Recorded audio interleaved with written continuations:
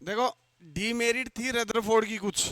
उसने कहा था कि इलेक्ट्रॉन होते हैं वो न्यूक्लियस के चारों तरफ जो कक्षाएं होती हैं उनके चारों तरफ क्या लगाते हैं, चक्कर लगाते हैं। लेकिन ये बात नहीं बता पाया कि भाई ये चक्कर लगाते हैं तो वो कांस्टेंट वेलोसिटी होती है या फिर उन सेल में ऐसा क्या होता है कि वो, क्योंकि अपन ने फिजिक्स में पढ़ा है जब कोई भी इलेक्ट्रॉन छोड़ो, कोई भी ऑब्जेक्ट यदि किसी सेंटर के चारों तरफ यदि चक्कर लगा रहा है तो एक टाइम के बाद में वो अपनी एनर्जी को लॉस करता हुआ किस में समा जाता है, न्यूक्लियस में।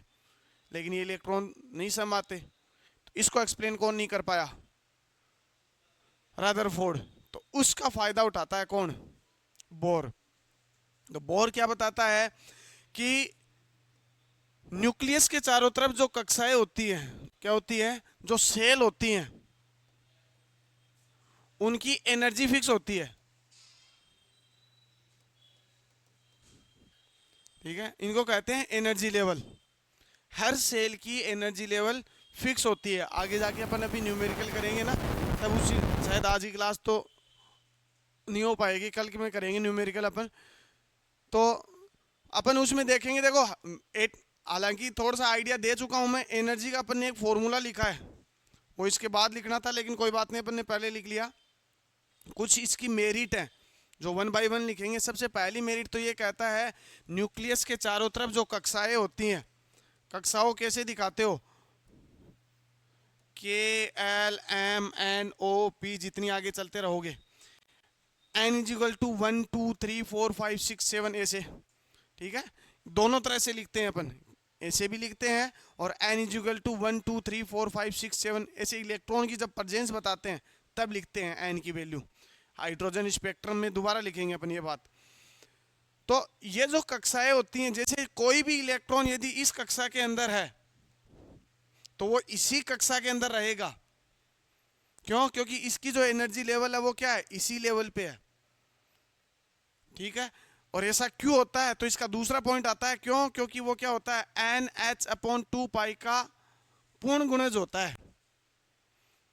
एन एच अपॉन 2 पाई का, एन का होता है नंबर ऑफ सेल की वैल्यू, जीरो नहीं रखनी है भाई। एन की वैल्यू जीरो नहीं रखनी है। यहाँ एन की वैल्यू आएगी, एन इजिकल टू 1 2 3 4 5 6, जितनी तुम आगे काम में लोगे। अपनी ज़्यादातर 7 8 तक काम में आती हैं, क्योंकि अपन पीरियोडिक टेबल में कितने पीरियड देखे थे, 7 ही देखे थे। तो इसमें 7 स्पेक्ट्रम, अपन 6 स्पेक्ट्रम पढ़ते हैं, 7वां तो पढ़ते भी नहीं। तो ये होता है कौन सा, क्यों, क्योंकि इसका क्या होता है, कोणीय संवेग जो होता है वो क्या होता है, इसका पूर्ण गुणज होता है। कोणीय संवेग को इंग्लिश में बोलते हैं एंगुलर मोमेंटम। दो मोमेंटम होते हैं बेटा। कोई पाथ यदि स्ट्रेट लाइन में कोई पार्टिकल्स मूव कर रहा है, ट्रेवल कर रहा है, तो उसके लिए तो आता है कौन सा, लीनियर मोमेंटम, रेखीय संवेग। और यदि वो ही क्या करने लग जाए, एक सर्कुलर पाथ में आ जाए, तो उसका संवेग बदल जाता है, उसको कहते हैं कोणीय संवेग। क्योंकि एंगल बनाता हुआ ये क्या कर रहा है, वो अब मोमेंटम कर रहा है। तब आएगा कौन सा, एंगुलर मोमेंटम, कोणीय संवेग। जो कोणीय संवेग होता है उसको अपन एल से दिखाते हैं, वो क्या होता है, एन एच अपॉन 2 पाई का पूर्ण गुणज होता है। एन यहाँ आती है नंबर ऑफ सेल, ये अपन इस प्रकार से लिख सकते हैं।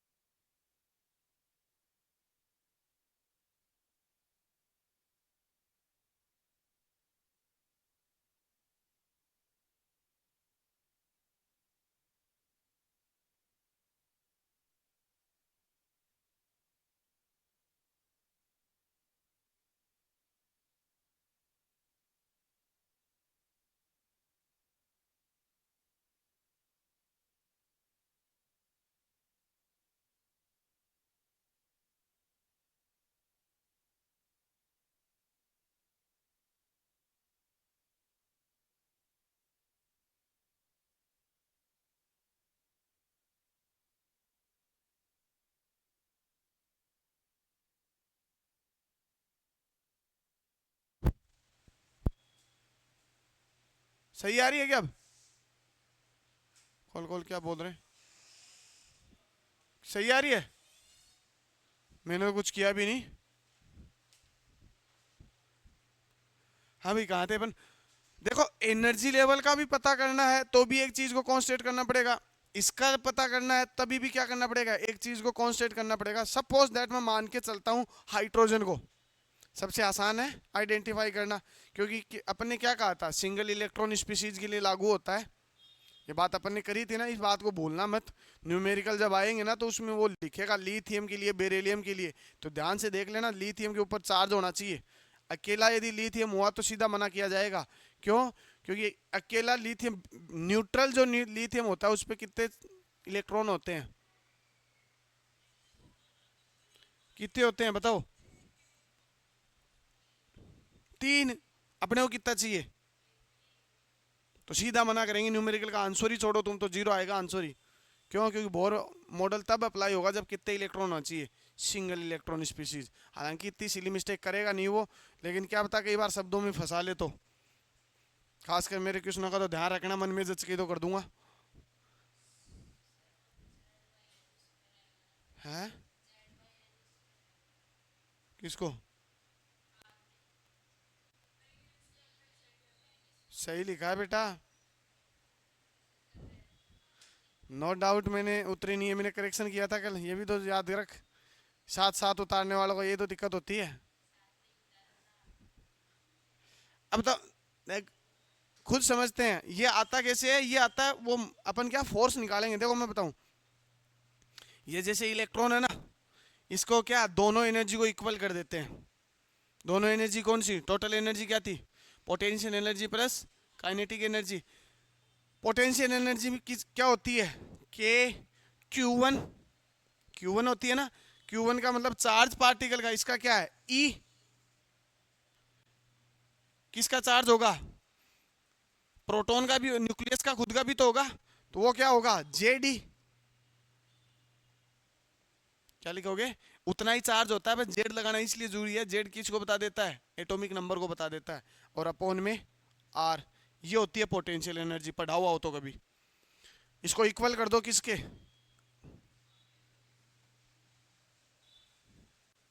यहां से आर निकालना है बस। अब गुणा भाग करोगे वहीं पहुंचोगे।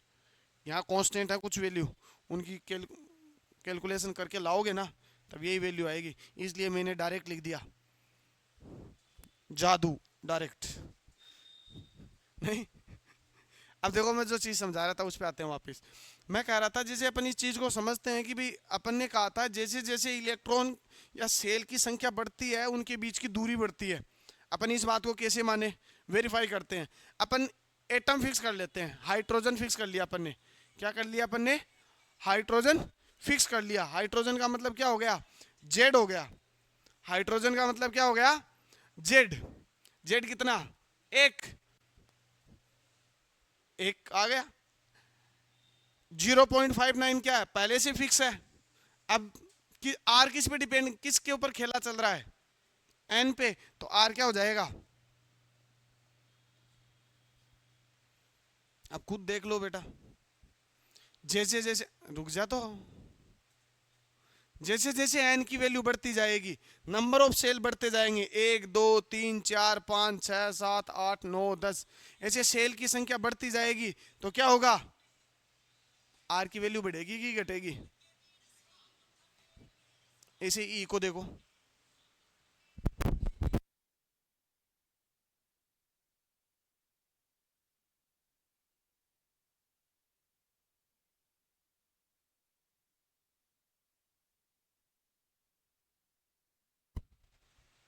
कम होगी, एनर्जी भी बढ़ती है। ऐसा क्यों? वैल्यू किस में है? माइनस में यदि ये संख्या बढ़ रही है तो एक्चुअल में क्या हो रही है? घट रही है। आता ही समझ में? ऐसे खेला हो जाता है तुम्हारे साथ। डिपेंड करता है कौन सी एनर्जी पूछ रहा है।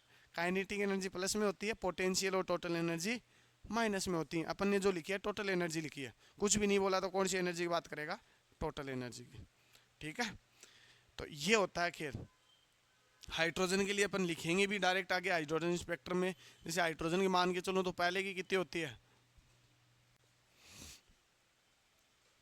कैसे, एन की वैल्यू 1, जेड की वैल्यू भी 1, तो कितना रह जाएगा -13.6। दूसरे की कितनी होती है,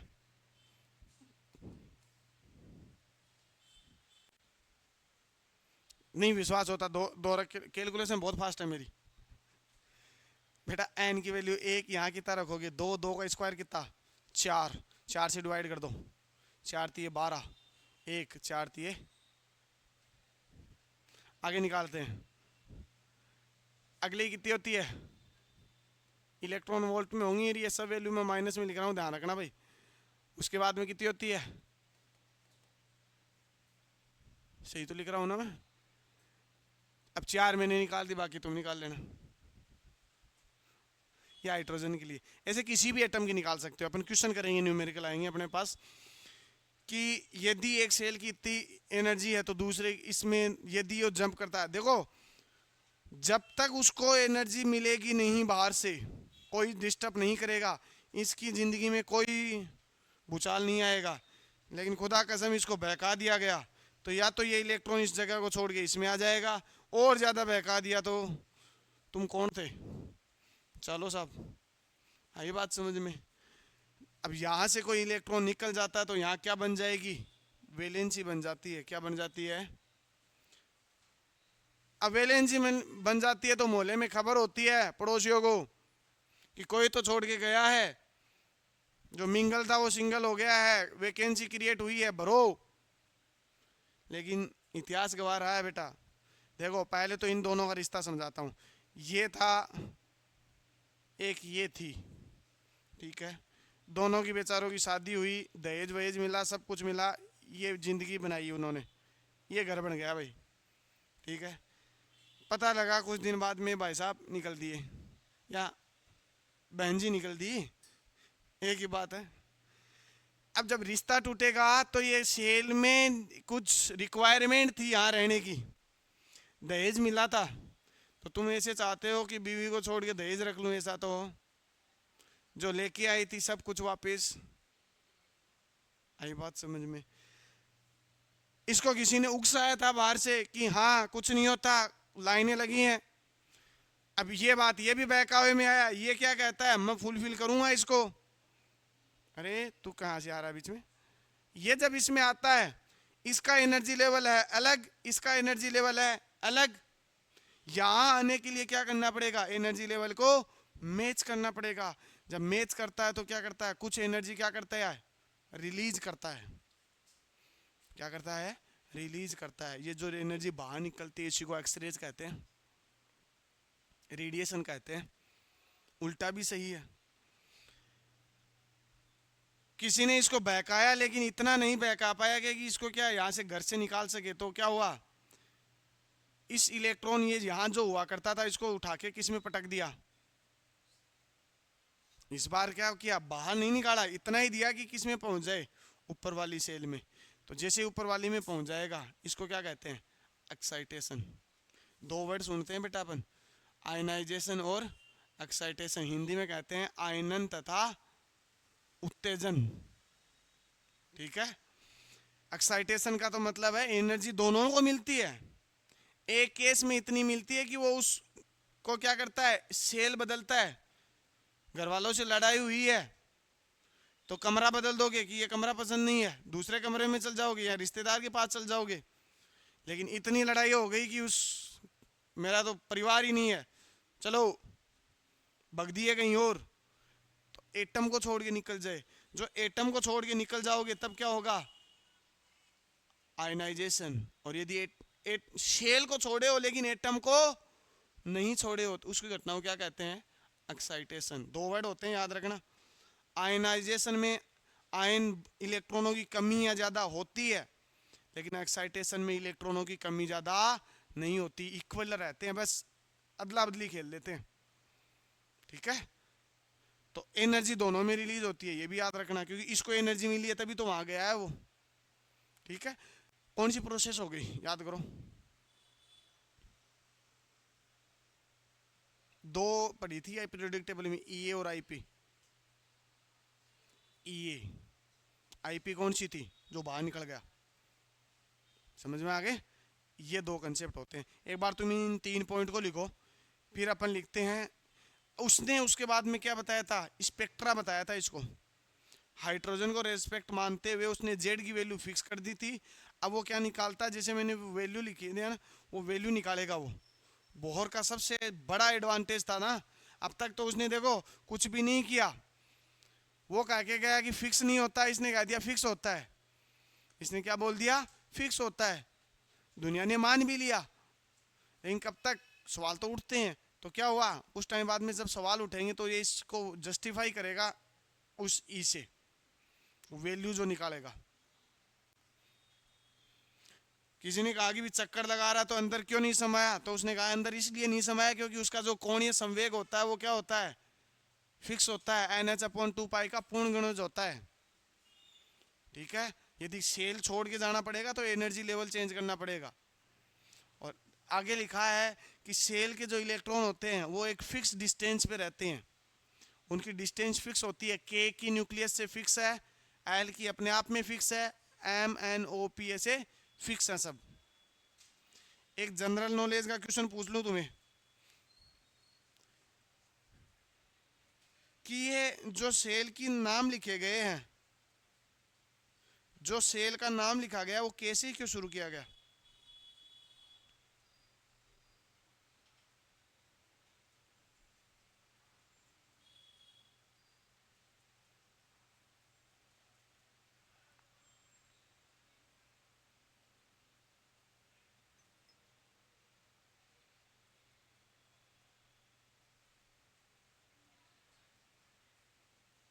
बताओ रे।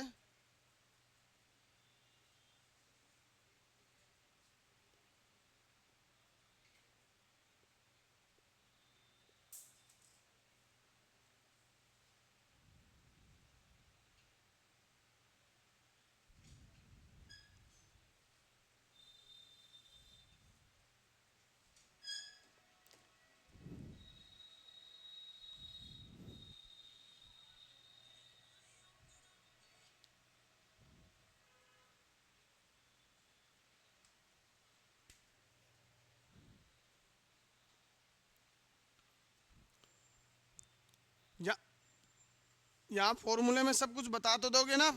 एल क्या है लिख लो, यदि नहीं लिखा तो। एल क्या है, एंगुलर मोमेंटम, कोणीय संवेग।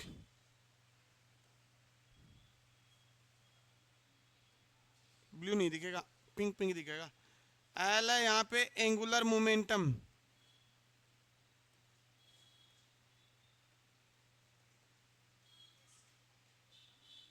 कोणीय संवेग। एन क्या है, नंबर ऑफ सेल, ऊपर लिख दिया मैंने। एन क्या है, नंबर ऑफ सेल, कक्षा की संख्या, कक्षा की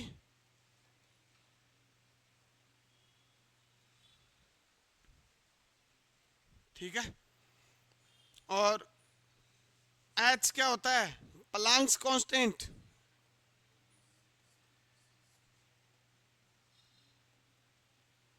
वैल्यू फिक्स होती है बेटा, कोई भी कांस्टेंट होता है उसकी वैल्यू फिक्स होती है। कितनी होगी इसकी, 6.64 इंटू 10⁻34 जूल इंटू, यूनिट बहुत मायने रखती हैं, इस चीज को याद रखना भाई। कितनी होगी, 6.64 इंटू 10⁻34 जूल इंटू सेकेंड। पाई क्या है, ये भी एक कांस्टेंट है, इसकी वैल्यू भी फिक्स होती है, 22/7 या 3.14। आई होप ये तो पता होगा है। सही लिखा है बेटा मैंने, नींदों में मैं बहुत अच्छा पढ़ाता हूँ, वहां तो एरर के चांस बहुत कम होते हैं, क्योंकि नींदों में आदमी वही चीज बोलता है जो पहले से दिमाग में है, नहीं तो कुछ आएगा नहीं। हाँ हो सकता है, गलत हो सकता है, लेकिन टेंशन मत ले। पॉइंट के बाद में दूसरी डिजिट पे अपन ज़्यादा ध्यान ही नहीं देते, और खास कर तब तो बिल्कुल ही नहीं देते जब 5 से छोटी हो। तो तेरा मन करे तो 6.62 लिख ले, आंसर गलत नहीं आएगा, ये मेरा वादा है। दिल पे बोझ मत रखना कि मास्टर ने ये नहीं लिखाया, लिख। चले, अब अपन ने एक बात बोली थी उसको जस्टिफाई करते हैं अपन। अपने कहा था ये न्यूक्लियस है, इसके बाहर की तरफ क्या है, ये सेल है, ठीक है। इन सेल में पाए जाते हैं इलेक्ट्रॉन। ये कलर विजिबल हो रहा है ना, बस ये बता देना, है ना। अरे पीछे वालों, हाँ मोहल्ले वालों बोलो, बोला करो, पता लगे सो गए तुम, और तुम सो गए तो फिर माहौल माहौल में मैं भी सो जाऊंगा, नहीं। होता क्या है बेटा जी, अपन एक कंसेप्ट की बात करेंगे। इलेक्ट्रॉन जो होते हैं एक एनर्जी लेवल से दूसरे एनर्जी लेवल में क्या करते हैं, ट्रांसमिशन चलता रहता है। और खासकर जो ट्रांसमिशन चलता है वो कौन सा, हाई एनर्जी लेवल से लो एनर्जी लेवल में चलता है, ठीक है। इनको समझ में नहीं आ रहा, मैं फोन नहीं उठा रहा तो नहीं उठाऊंगा मैं। अब क्या होता है, हाई एनर्जी लेवल से कोई इलेक्ट्रॉन किस में आता है, क्यों आता है, इसकी वजह मैंने बताई थी, क्योंकि कोई एक छोड़ के जा चुका है, उसकी वैलेंसी को फुलफिल करना है। तो अब हो सकता है इससे वो इलेक्ट्रॉन आ जाए, हो सकता है इससे वो इलेक्ट्रॉन आ जाए, हो सकता है इससे बाहर वाली से। तो देख रहे हो एक लाइनें बन रही हैं, क्या बन रही है, इसको कहते हैं लाइन स्पेक्ट्रम। क्या कहते हैं, लाइन स्पेक्ट्रम। और ये जब आते हैं तो इन सेल के बीच का जो गैप होता है, उसकी गैप के बराबर एनर्जी के फोटॉन्स क्या करते हैं, इमिट करते हैं। क्या करते हैं, एनर्जी के लेवल का फोटोन है, इमिट करते हैं। तो उसको कैसे लिखते हो, उसको दोबारा पढ़ोगे, इजिकल टू एच न्यू। उसकी एनर्जी कितनी होगी भाई, जो बाहर तुम्हें फोटोन मिलेगा ना, सपोज दैट ये इसके बराबर का निकला, तो यहां से जो निकलेगी ये क्या होगी, इजिकल टू एच न्यू। अब यहां से वैल्यू को चेंज कर दो, ये तो दिख ही नहीं रहा, कतई गंदा कलर है। इजिकल टू एच फिक्स है, चेंज होगा नहीं। न्यू क्या है, फ्रीक्वेंसी, चेंज कर दो। फ्रीक्वेंसी क्या होती है, न्यू, चूंकि इंग्लिश में क्या कहते हैं इसको, सो दैट, नहीं सो दैट तो नहीं बोलते, सो एक होता है सो दैट, एक होता है देयर फोर, सो दैट ही बोलते हैं। न्यू इजिकल टू होता है सी बाई लेमदा। देखो यहाँ पे वी बाई लेमदा भी लिख सकते हो, डिपेंड करेगा आगे जाके एक अपन और नियम पढ़ेंगे, वहाँ ड्यूअल नेचर एक्शन में आता है। जो इलेक्ट्रॉन बाहर चक्कर लगा रहे हैं ना, इनका ड्यूअल नेचर एक्शन में आता है। एक तो आता है पार्टिकल रूप में, एक आता है वेव फॉर्म में, दोनों मान के चलते हैं, वहां बात करेंगे दोबारा। लेकिन आज के लिए सिर्फ इतना याद रखो, सी बाई लेमदा, एच सी की वैल्यू फिक्स होती है। क्या होती है, एच सी की वैल्यू फिक्स होती है। उसको फिक्स होती है तो हटा दो उसको। तो मैं एक बात बोल दूं क्या,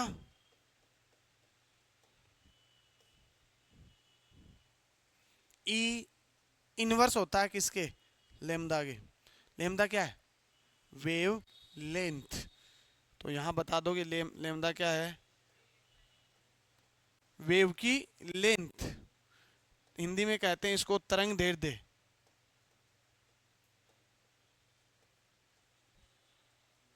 नॉर्मली इसकी वैल्यू निकालते हैं अपन एंगस्ट्रॉम या नैनोमीटर में, दोनों की वैल्यू पास पास ही है भाई। एंगस्ट्रॉम में होती है 10 की पावर माइनस 10, और नैनोमीटर में होती है 10 की पावर माइनस 9, ठीक है। वेवलेंथ क्यों लिखी भाई, क्योंकि जो फोटोन बाहर निकला है ना, और फोटोन का जो मोशन होता है वो किस रूप में होता है, एक फिक्स टाइम पीरियड में जो वेव बन रही है, सपोज दैट ये एक वेव बन गई, तो यहां से लेके यहां तक जो इसकी डिस्टेंस है, इसकी जो लेंथ है, वही क्या कहलाती है, वेवलेंथ कहलाती है। ये तो आई होप पता होगा तुम्हें। ये तो होती है वेवलेंथ। ये जो हाइट इसकी बनती है वो एनर्जी को दिखाती है, उसको कहते हैं एम्पलीट्यूड, आयाम। जिंदगी में कितना आयाम पाओगे, कितनी ऊंचाई तक जाओगे, उसको कहते हैं एम्पलीट्यूड। ठीक है, तो दो बात बोलते हैं। खड़ी होना, एम्पलीट्यूड बढ़ता है। पसर गई वेव, उसकी लेंथ बढ़ती है। कोई चीज नहीं मिलती ना तुम्हें, तो अपनी लेंथ कैसे बढ़ाते हो? लिट जाओ, पहुंचोगे ही कैसे न कैसे। तो क्या वेव की लेंथ, लेमदा।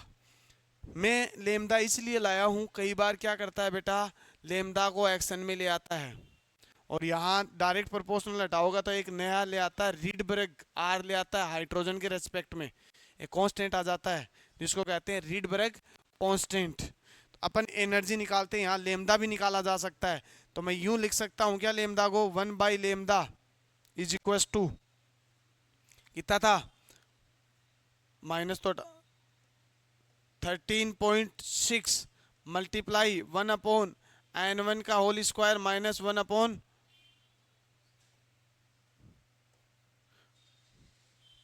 आर क्या आएगा? ठीक है, यहां था, मैंने इधर भेज दिया, क्या लग जाएगा, इसके नीचे लग जाएगा। आर की वैल्यू, आर को क्या कहते हैं, रीडबर्ग कांस्टेंट। अगेन कांस्टेंट आया, कितनी वैल्यू फिक्स होती है, कितनी होती है? हाँ? नहीं 4.84 नहीं, निकालनी पड़ेगी बेटा, भूल गया मैं। 1.069 ऐसा कुछ होती है, गुणा 10⁻⁻8। चलो वापस आएंगे उस बात पे, लेकिन उससे पहले मैं ये बताता हूँ कि ये आया कहाँ से। ये जो मैंने लेमदा निकाला है, याद रखना, ये सिर्फ और सिर्फ किसके लिए निकाला है, फॉर हाइड्रोजन। किसके लिए निकाला है? हाइड्रोजन। मेरा बोलने का मतलब ये है क्योंकि मैंने जेड क्या कर दिया यहाँ पे, फिक्स कर दिया है। ये कहाँ से आता है, तो एनर्जी थोड़ी देर पहले पढ़ के आए हो, क्या था बेटा? अरे यही था ना, ई रखा है मैंने। तुम देखोगे कि सर इसमें भी एन नीचे है, उसमें भी एन नीचे है, तो ध्यान से देखो, ई को मैंने डायरेक्ट कर दिया 1/लेमदा, तो मैंने यहाँ लिखा 1/लेमदा। यदि तुमने कर दिया लेमदा, पलटी मर जाएगी बेटा इसमें। और पलटी डायरेक्ट मत मार देना, पलटी डायरेक्ट मत मार दियो कि 1/n1 का होल स्क्वायर माइनस 1/n2 का होल स्क्वायर, उसको पलटी मार रहे हो तुम। लेमदा मास्टर देख, लेमदा तू पागल है मास्टर, हम सीधा निकालेंगे देख। n1 का होल स्क्वायर माइनस n2 का, क्यों? एलसीएम आएगा पहले, एलसीएम आके n1/n2 एलसीएम आएगा, फिर इसमें क्या होगा, n2 माइनस n1 का होल स्क्वायर, ये लगेगा ऊपर। सो n1 n2 है ना, वो ऊपर जाएगा। तो इस चीज को याद रखना, डायरेक्ट मत कर देना कि ये तो बहुत आसान हुआ कि बट्टे में भाग देने से आसान है, इसको पलटी मार देते हैं अपन। जहां तक कोशिश हो सके इसको, किसको निकालना है तुम्हें, लेमदा ही निकालना है भाई। ठीक है, और ये हो गया। लेमदा कैसे आता है, ये आता है एनर्जी से। डायरेक्ट प्रोपोर्शनल हटाया अपने, आर एक नया कांस्टेंट लाए हैं जिसको क्या कहते हैं, रीडबर्ग कांस्टेंट। ठीक है, लिख दो। अब इसके लिए अपन स्पेक्ट्रम पढ़ेंगे, ये मैंने निकाला है, ये वहां पे ऊपर लिखेंगे। जो जो फोटॉन्स इमिशन हुआ है उसको कहते हैं स्पेक्ट्रम। एक लाइन के रूप में दिखता है, जैसे सनलाइट आती है तो तुम्हें क्या है, स्पेक्ट्रम की वजह से ही दिख पा रही है भाई। किसकी वजह से? स्पेक्ट्रम की वजह से। अब अपने न्यूमेरिकल पार्ट शुरू हो गया है भाई।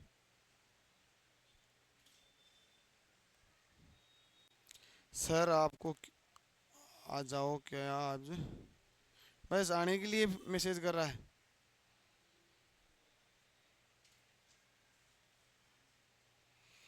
सर 300 किलोमीटर से आना होगा, प्लीज रिप्लाई करो। 5 मिनट बाद में करेंगे तेरे को रिप्लाई।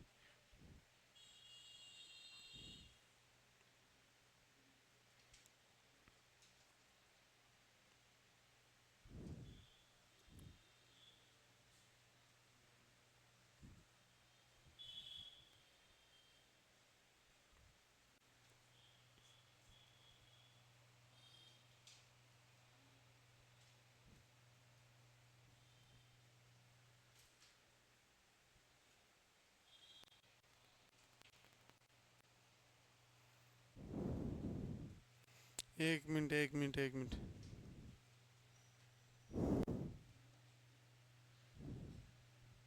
करेक्शन कर रहा हूँ भाइयों।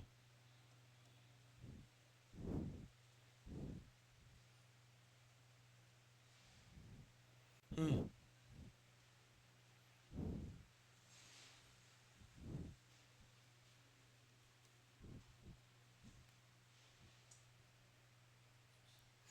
ई से अपन इसको रिलेट नहीं करते, ई को अलग से निकालेंगे तभी बात करेंगे। ई की वैल्यू रख दोगे जो मैंने लिखा लिखा वही आएगा फिर, यदि यहाँ पे ई की वैल्यू रख सकते हो तो। और यहाँ पे एक चीज और लिखी जा सकती है, क्या पूछी जा सकती है, फ्रीक्वेंसी भी पूछी जा सकती है। फ्रीक्वेंसी कैसे निकालोगे? यहां से, ये रहा।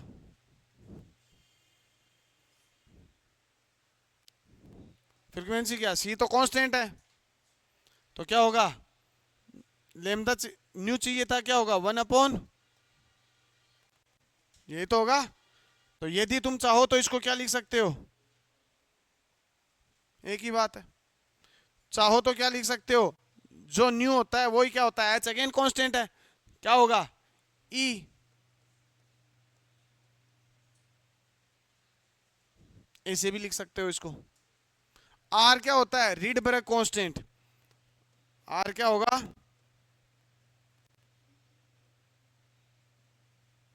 Read break constant. वैल्यू कितनी बता रही थी बालिका? अच्छा अभी भी तेरे पे फिक्स है क्या तू? मैं सोचा तेरे को बता दूं तो याद ही आ जाए। 1.097 × 10⁻⁷ मीटर इनवर्स। मीटर इनवर्स कैसे आया पता है? यहां से निकाल लो ना भाई। 1 R = चलो इसको भूल जाओ एक बार, एनर्जी को भूल जाओ।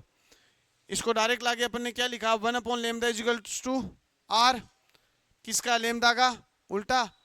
लेमदा क्या थी, वेवलेंथ। लेंथ को किस में मेजरमेंट करते हैं, मीटर में। नीचे है, ऊपर ले आओ, क्या बन जाएगा, मीटर इनवर्स। इसलिए इसकी यूनिट क्या होती है, मीटर इनवर्स। ठीक है, यहाँ पे 1.0 क्या 1.1 भी लिखते हैं कई लोग। कैसे लिखते हैं उसका रीजन बताता हूं मैं। 1.1 × 10⁻⁷ मीटर इनवर्स भी लिखते हैं। कैसे, अपन ने पढ़ा है कि पॉइंट के बाद में दूसरी संख्या यदि 5 या 5 से बड़ी होती है तो पीछे वाली में क्या कर दो, एक जोड़ दो। तो जोड़ोगे तो कितना हो जाएगा ये, 9 और 1 10, 10 का मतलब क्या हो जाएगा 1.1। कैलकुलेशन के हिसाब से सहूलियत में मैं इसको तो लगभग 1 ही मान के चलता हूँ। कैलकुलेशन जो आएगी उसमें आर अपन को परेशानी करता भी नहीं है, क्योंकि कई बार क्या है, कंपेरिजन पूछता है तो आर तो क्या रहता है फिक्स, एक दूसरे से कट जाएगा। और फिर भी अपन को निकालने की जरूरत पड़ी। कई बार तो ऐसा होता है कि आर की टर्म्स में ही आंसर मिल जाता है। तो ये स्पेक्ट्रम कौन कौन से बनते हैं इनके बारे में कल डिटेल से बात करेंगे। कुछ सीरीज बनती हैं, लाइमन, बामर, पासन, ब्रैकेट, फोन। अब जब ये ऐसे एक बार, अब मैं रफली दिखा देता हूँ थोड़ा सा, चलो तुम उतार लो, मैं रफली यहीं दिखा देता हूँ। प्लाट काट लेते हैं साइड में। ऐसे जो ये मैं सेल दिखा रहा हूँ ना राउंड राउंड, अब इसको मैं थोड़ी देर बाद में कैसा दिखाऊंगा, अपन मान के चलेंगे इलेक्ट्रॉन इससे इसमें आया, इससे इसमें, इससे इसमें, तो देखो कितनी लाइन बन गई। अब ये लाइन की संख्या भी काउंट करना सीखेंगे कल अपन। ठीक है, तो यहाँ इसके ऊपर हेडिंग डाल देना, जहां से मैंने ऊपर शुरुआत की थी यहाँ डाल देना हाइड्रोजन स्पेक्ट्रम। क्या डाल देना, हाइड्रोजन स्पेक्ट्रम। अब ये कौन सी थी, KLMNOP, ऐसे लिख लो। मैं लिखूंगा 1 2 3 4 5 6 7 8 9 10। और फिर उसमें क्या होता है, ये लाइन कैसे पता चलेगा अपने को, तो उसके लिए क्या होता है, कुछ रेंज आती है विजिबल की। ठीक है, ये सब बातें क्या करेंगे अपन, लाइमन, बामर, पासन, ब्रैकेट, फुंड, ये सब कब बनती हैं अपन को कैसे पता चला ये बना, तो वो बताता है रीजन, इनमें कुछ रीजन भी होते हैं, ठीक है। वो एक टेबल बनाएंगे कल अपन, ठीक है। तो अगली क्लास में कंटिन्यू करेंगे। कल इन पे न्यूमेरिकल स्टार्ट हो जाएंगे भाई, जो मैंने आज फॉर्मूले लिखे हैं ना, इन पे क्या है, कल एनर्जी लेवल भी निकालेंगे कल अपन। और क्या निकालेंगे, हो सकता है मैं फ्रीक्वेंसी पूछ लूँ, फ्रीक्वेंसी पूछूँ तब तो 1/λ निकालना है, एनर्जी पूछूँ तब भी क्या निकालना है, 1/λ। और वैसे भी तुम किसकी निकालने की प्रैक्टिस कर रहे हो, 1/λ की कर रहे हैं, ठीक है। तो कल न्यूमेरिकल करेंगे, ये फॉर्मूला जिसको याद नहीं है टेंशन मत लो, कल अच्छे से और याद हो जाएगा। 1/λ इज टू होता है R इज टू Z²/N², ठीक है। तो मिलेंगे अगली क्लास में, तब तक के लिए tata bye bye, thank you.